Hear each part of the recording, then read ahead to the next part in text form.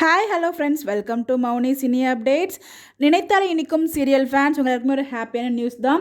So serial end ஆக போகுது அப்படின்னு சொல்லி நானே அப்டேட் வந்து கொடுத்துருந்தேன். 1 hour வந்து டெலகாஸ்ட் பண்ண போகிறாங்க அப்படிங்கிற அப்டேட்டையும் நான் தான் கொடுத்துருந்தேன்.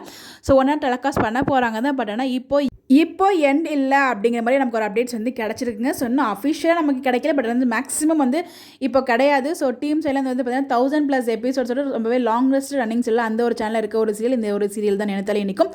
1000+ எபிசோட்ஸோட சக்ஸஸ்ஃபுல்லாக அந்த டைம் செட்டில் நல்ல ரேட்டிங்ஸ் வந்து வாங்கிட்டு இருக்காங்க.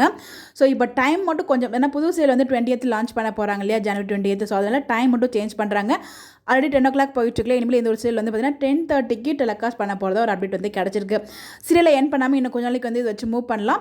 அதுக்கப்புறம் மேபி என் பண்ணுறதுக்கு பாசிபிள் இருக்குது. பட் ஆனால் இப்போ எண்ட் இல்லை அப்படின்ற மாதிரி அப்டேட்ஸ் கிடச்சிருக்கு. கண்டிப்பாக ஃபேன்ஸ்க்கு இது ரொம்ப ஹாப்பியான அப்டேட்டாக தான் இருக்கும்னு நினைக்கிறேன்.